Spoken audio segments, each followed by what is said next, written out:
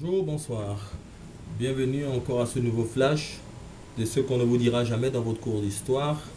Aujourd'hui, nous allons parler d'un thème très profond, un thème très sérieux que aucun noir ne devrait négliger, aucun africain ne devrait négliger, femmes, hommes, et etc. Alors, c'est le phénomène de la science de l'imagerie. Alors, c'est quoi l'imagerie? C'est cette science d'utiliser les images par la photographie ou par le cinéma et d'en faire, d'atteindre le but que l'on voudrait.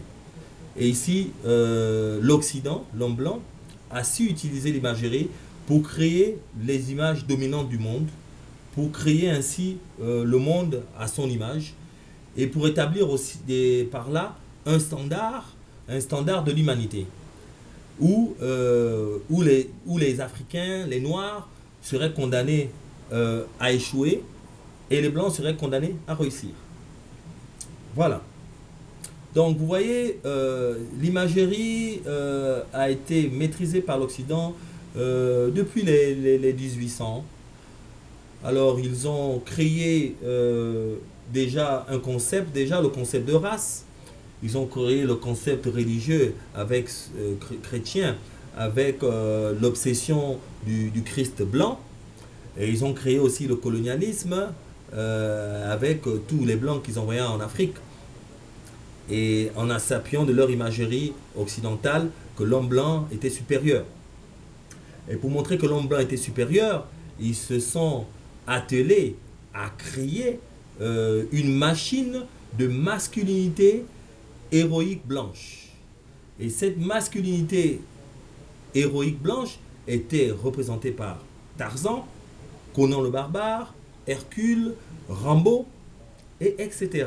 D'Artagnan et tout ça. Vous allez remarquer que tous ces hommes que j'ai nommés tout de suite, ce sont des blancs. Et la plupart d'entre eux ont plus de 1,80 m. Alors que nous savons bien que l'Européen n'est pas quelqu'un de grand. Ou le blanc. Il ne dépasse pas les 1,86 m de manière standard. Sa taille moyenne n'est pas 1,84 m ou 86. Nous savons que ce sont les hommes noirs qui sont très physiques et qui sont aussi grands que cela. Par nature, c'est pour ça qu'on est venu nous piquer en Afrique et on nous a amenés ici pour construire l'Amérique et l'Europe. Ok? Parce qu'on était physique. Donc, ce n'était nullement l'image légitime de l'homme blanc. Et cette image a été utilisée simplement pour rendre l'homme noir et la femme noire subordonnés et leur créer en eux un concept d'infériorité, un réflexe d'infériorité et un complexe de subordination. Donc voilà, et c'est ça le problème de l'homme noir. Il a un complexe d'infériorité et il a un réflexe de subordination parce que pour lui déjà, quand il prie, la chrétienté a mené ce Jésus blanc et ce noir est obligé tout le temps de se plier devant ce Jésus blanc et tout de suite voilà, il a une divinité blanche. Il croit en cette divinité blanche et il croit à cette satanité noire parce que Satan est noir. Vous voyez, ce n'est pas par hasard. Et quand vous regardez Tarzan encore, c'est un homme grand, fort, un champion, parce que tous les Tarzans, les deux ou trois qu'on a utilisés, c'était des Européens champions ou Américains champions en natation. Ils étaient très forts physiquement et bien bâtis. Et c'est ça qu'on a pris comme référence universelle de l'homme blanc. Mais cet homme blanc, Tarzan, c'était cet homme qui vivait avec nous en Afrique, parlait à nos animaux, venait nous sauver, c'était notre sauveur. Et quand il était en danger, les animaux le sentaient et venaient à son secours. Il nous aimait tellement. Et nous tous, on a tellement admiré. Mais est-ce que vous êtes posé la question de savoir pourquoi nous, on n'arrivait pas à parler aux animaux et que c'était lui? Est-ce que vous êtes posé la question de savoir pourquoi lui, la nuit, quand il dormait, il ne dormait pas dans les cases avec les noirs? Il ne dormait pas à terre avec les noirs. Allez resuivre le film. Tarzan dort où? Il dort en haut. Et ça encore, c'était pour développer encore cette imagerie de l'homme blanc intelligent, l'homme blanc fort, et l'homme blanc dominateur qui dort en haut. Donc ça entraîne encore un complexe d'infériorité et un réflexe de subordination devant l'homme noir. Donc l'intelligentsia est donnée à la race blanche. Vous avez encore qui? Conan le barbare, cet homme fort qui casse tout. Vous avez qui? Rambo, cet homme blanc qui maîtrise les armes, intelligent et qui opprime les autres toujours, qui est là toujours à tuer les pauvres asiatiques, les Vietnamiens et tout le reste, parce qu'ils savaient qu'ils ont perdu devant les Vietnamiens, mais il fallait créer leur Rambo. Vous voyez? La nostalgie. Mais voilà, ils ont cet aspect toujours dominateur, donc ce Rambo blanc physique. Mais quand est-ce qu'on aura un héros noir? Le seul héros noir qu'on nous a donné, c'était qui? Dans Hanbak, avec Will Smith. Mais regardez comment il se comporte, cet héros noir. Hanbak, dans Hancock, ou c'est Hancock, hein, Hancock, ou Hanbak, ou Hancock, il y a Will Smith, là, qui est un héros. Il est comme un Superman, là. Mais il fait le dégât, il boit les alcools, il fait le boucan, il casse tout. Mais c'est ça l'image qu'on veut donner à un héros noir. Voilà. Et celui qui me dira que, la couleur de Jésus n'est pas importante, et que parce que Jésus est venu nous sauver, je dirais que c'est faux.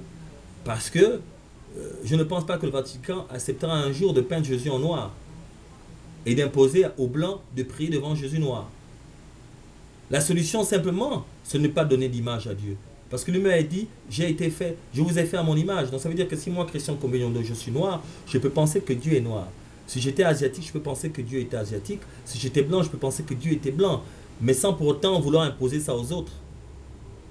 Simplement, c'était pour dire que Dieu, l'intelligence de l'homme est l'intelligence de l'homme. L'intelligence de Dieu est divine. Elle est incompréhensible à celle de l'homme. Donc Dieu n'a pas de couleur.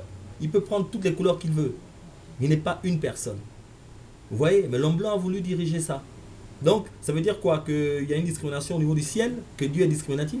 Je ne crois pas. C'est l'homme qui a créé ce concept de race. Ok? Alors, nous continuons. Donc, je vais vous dire qu'il faut faire très attention, même à la Barbie que vous donnez. La Barbie aussi contribue à l'imagerie. Hein, cette Barbie que vous donnez à votre fille, quand elle joue avec cette Barbie, tout de suite, elle ne va pas aimer ses cheveux, elle va vouloir défriser ses cheveux comme la Barbie. Elle ne va pas aimer son visage, ses formes, parce qu'elle va se dire que ses formes doivent être abstraites, comme une poupée. Et c'est ce qui est beau, c'est qui est abstrait, alors que ce n'est pas ce que nous concevons chez nous. Ok? Elle va vouloir aussi tout de suite se dépigmenter la peau, elle va dire que sa peau n'est pas bonne parce qu'elle va vouloir avoir une peau blanche. Ou elle va penser que tout ce qui est clair est beau. C'est-à-dire qu'un bon négro comme moi, je ne suis pas considéré comme un beau garçon parce que je suis noir, crâne rasé, et puis j'ai très fort. Vous voyez? Mais pourtant je suis métisse. Mais la conception encore du métis a été bafouée. Ok? On pense que tout ce qui s'attrait au blanc est bon, est positif et succès. C'est pour ça que vous verrez que dans le film de King Kong, on prend le gorille de la forêt noire, Bantou, et on fait en sorte qu'il meure pour une femme noire, une femme blanche aux cheveux blancs, aux yeux bleus. King Kong meurt pour elle, il sacrifie sa vie pour elle. Il la protège, il court tout New York, et elle arrive en haut, et en un moment on veut tirer, tout ça, et lui, il la couvre et il meurt. Mais c'est ça l'homme noir qui est prêt à mourir pour l'homme blanc. Et que dès qu'il fait les affaires avec l'homme blanc, il pense qu'il a réussi. Ou bien, quand il est avec une femme noire, il dénigre sa femme noire. Il pense que sa femme noire est là juste pour le sexe et tout le reste.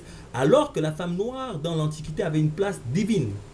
Dans l'Antiquité, dans l'histoire égyptienne, la femme noire était Cléopâtre, Néfertiti, Néfertari. C'était les pharaons. Alors, c'était celle qui donnait le nom aux pharaons. C'était celle qui déterminait si quelqu'un pouvait être pharaon. Parce que si tu n'étais pas sorti d'une femme de sang royal, tu ne pouvais pas être pharaon. C'est pour ça, chez nous en Afrique, on dit que c'est le neveu qui peut devenir un roi, qui peut succéder à un roi, parce que je suis sûr que c'est mon neveu, qu'il a mon sang. Mais je ne suis pas sûr que l'enfant de ma femme est mon enfant. Mais l'enfant de ma soeur, je suis sûr que c'est mon enfant, parce qu'il est sorti de ma soeur. Vous voyez? Donc, la place de la femme était une place de dignité et de déesse. Une place respectable parce que la femme organisait. Vous avez des femmes comme Zinga, comme Cléopâtre, qui ont lutté. Hein, vous avez Lucie, le plus grand fossile du monde, c'était une femme. Le monde sort d'une femme noire. Donc vous voyez, la femme noire a une place qu'on doit respecter. Donc contrôlez votre image, choisissez ce que vous regardez, choisissez les jeux que vous donnez à vos enfants, choisissez l'image que vous utilisez quand vous priez. C'est très important, ne négligez pas. Parce que ça a un effet psychologique. Et qui tout de suite vous affecte et vous donne un réflexe de subordination ou un complexe d'infériorité. C'était ce qu'on ne vous aura jamais dit dans votre livre d'histoire, Inche Jeans, un concept développé par Danger. Bye.